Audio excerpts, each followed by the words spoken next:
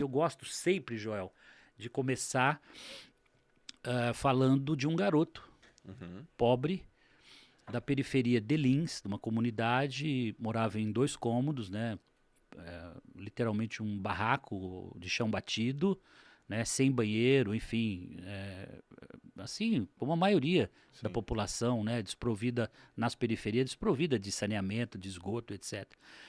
E só que eu tive a felicidade de ter pais cristãos muito preocupados em me dar uma educação muito, muito diferenciada. Sim. Né? Eu fui para a escola dominical, para quem não conhece, é como se fosse lá o catecismo da Igreja Católica. No protestantismo você tem a escola dominical, que aos domingos as crianças vão para aprender a mensagem, aprender os mandamentos e ali vai formando em você vamos dizer, um caráter, uma pessoa diferenciada. E aí, com 12, 13 anos, essa ideia, não sei se surgiu da minha mãe, enfim, do meu pai, ou minha própria, né? Eu me torno o maior vendedor de coxinha que Lins teve na história. Lins é São Paulo? Lins, São Paulo, 60 mil habitantes. É uma cidadezinha do lado de Bauru, Tá bom. São José do Rio Preto, ali no meio. Tá. Com quantos anos? 12, 13 anos. Você virou o maior vendedor. Eu me descubro que eu... mas, né, óbvio que eu fui perceber isso, né, com 23 anos, quando eu fui montar a minha primeira empresa, que eu voltei ao tempo e, cara, pura intuição, né? E eu materializo isso da forma seguinte: comprei um Fusquinha 1962 para minha mãe, para a família, né? E eles falam, mas o que tem a ver o Fusquinha, né? A coisa de ter um carro? Não. Foi a solução que eu levei para a família, porque nós íamos para a igreja 3 vezes por semana, 1 hora e meia a pé. Tá. Então pensa, à noite, 1 hora e meia para ir, 1 hora e meia para voltar. 3 vezes por semana, era um sacrifício enorme. Sim. E quando o Fusquinha chegou na garagem de casa, né, na verdade não era garagem, ele adentrou, né, adentrou o nosso quintal ali, ele mudou a nossa vida, né? Você comprou? Eu comprei vendendo coxinha. Com quantos anos? Com 12, 13 anos. Peraí. Então foi algo assim... Você comprou um carro? Um Fusquinha, claro, minha mãe comprou, Lógico, mas você mas teve... fruto do meu trabalho e das minhas vendas. Eu fazia 2 viagens na parte da tarde, chegava da escola pública de manhã e à tarde eu fazia 2 voltas com a minha monareta Monarch, criei uma clientela, fidelizei, vendia fiado na cadernetinha. Sim. No sábado eu passava para receber em todos os meus clientes. Então eu tinha vamos dizer, eu já empreendia com 12, 13 anos. Claro que por intuição. Não dá para imaginar que eu não me preparei para isso. Meus pais não tinham nenhuma capacidade, né, para montar uma estratégia. Não, nós vamos criar. Primeiro porque não havia marca, havia uma qualidade incrível no produto. Isso eu posso garantir. Tá. E aí o modelo operacional do negócio eu criei por intuição. Quem fazia coxinha? Minha mãe. Sua mãe fazia coxinha e você saiu Mas pra vender. assim, nunca vi igual, tá? Realmente era diferenciada. E eu busquei os nichos, por intuição, eu ia exatamente nos lugares que a clientela estava com fome. Por volta das 2h30, o trabalho principalmente pintor, eletricista, pedreiro, construção, marcenarias, eles sentem muita fome, porque é um trabalho pesado, eles precisam estar repondo. Então eu chegava ali 2h30 com aquele cheiro de coxinha quentinha, cara, assim, crocante, com um recheio incrível. Não dava para quem quer. Eu já voltava rapidamente para casa, chegava a dar 3 viagens na parte da tarde. Era um volume de 600, 700 coxinhas por dia. Então, rapidamente, 8 meses, juntamos dinheiro e compramos o Fusquinha. Então, o Fusquinha simbolizou para mim algo que eu já queria deixar uma mensagem para a galera que está nos ouvindo aqui, que é o seguinte, ó. O fruto do trabalho enriquece, o fruto do trabalho é muito nobre, né? E ali, por pura intuição, eu comecei a entender que eu poderia mudar o status quo da minha vida, eu poderia sair da periferia, eu poderia crescer profissionalmente se eu me dedicasse mais do que os outros. E não obstante a isso, Joel, eu vou para a minha segunda jornada. Continuo estudando, faço um curso de computação livre nos finais de semana e aprendi a programar computadores com 14 anos de idade. Aquela oferta que aparece na escola pública, aquele pessoal divulgando, olha, tem um curso aqui aos sábados e tal. Eu fui lá, cara, fui fazer o curso de 3, 4 horas no sábado. E por intuição também entendi que pela computação talvez eu pudesse mudar a minha vida. Não era tão claro, né? Óbvio, como eu vi hoje que esse curso foi o que mudou a minha vida. O Semenzato é quem é hoje porque ele tomou a atitude de fazer um curso de computação logo no começo da sua carreira profissional. Bom, copiador de xerox foi meu primeiro emprego formal com carteira assinada, meio salário mínimo na carteira. Pô, lembro como se fosse hoje. Meu patrão, José Rafael Rosa Passini, Garagem Cópias, uma copiadora lá em Lins. Em 6 meses, eu não era apenas um copiador de xerox que queria chegar às 8 e ir embora às 6. Eu já chegava às 6h30, fechava todos os controles financeiros da copiadora, tinha 20 máquinas, então não era uma coisa simples, era um volume importante. Eu já gerenciava essa copiadora.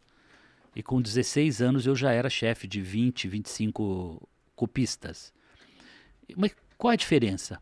Eu não estava lá para fazer cópia, eu estava lá para fazer a cópia ficar melhor que a original. E assim, um cliente, um auditor de empresas, me viu no balcão da copiadora e falou: Semenzato, você é diferenciado. O network devia estar muito forte, eu devia estar me vendendo muito bem nessa conexão com as pessoas. E aqui, segunda mensagem, né? Faça relacionamentos. Conte para as pessoas o que você está fazendo. Conte para as pessoas quais são os seus sonhos.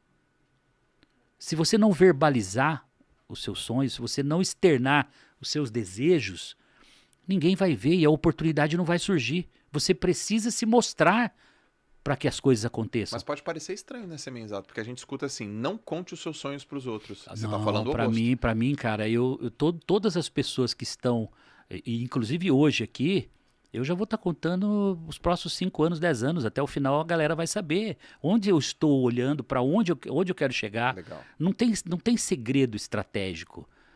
O segredo está na execução. Você tem que ser melhor que os outros. Tá bom. E eu fui o melhor copiador de xerox que Lins já teve. O que é um copiador de xerox? Coloca o papel em cima do visor, aperta o botão verde assim e sai a cópia do outro lado.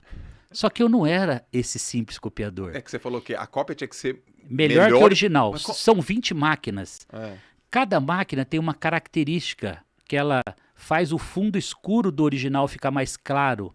Ela elimina fundo escuro com um eliminador. Então, cada máquina tem um atributo. É como se fosse uma máquina fotográfica com 50 recursos e que você soubesse usar os recursos da máquina. Sim. Qualquer um tira uma cópia de xerox, coloca o original em sim. cima, aperta o botão. Mas eu não era um simples copista. Eu fazia a cópia ficar melhor que o original. Um original, uma certidão toda suja, toda manchada, eu fazia aquela cópia ficar perfeita, limpinha. Você não acreditava que era uma cópia, porque ela ficou melhor que o original. Sim. Assim o Semenzato foi visto no balcão da copiadora por um cara chamado Valmir, um consultor de empresas. Ele falou: cara, você é diferenciado, eu quero te dar uma oportunidade. Você vai ser programador de uma das maiores empresas aqui de Lins, chamada Sermaco. Nesse momento, as portas se abrem para mim, para o mundo da computação. Rapidamente, eu fui para Cobra Computadores fazer curso. Lembra que eu tinha aquele cursinho de final de semana lá, que foi um cursinho de Basic. Quem é do mundo da computação vai lembrar que o Basic foi uma das primeiras linguagens de programação. Depois veio o DBase, depois veio o DBase 3 Plus, depois veio o Summer e depois eu fui para o COBOL. Bom, rapidamente eu me torno o melhor programador que Lins teve na região, ou na sua história.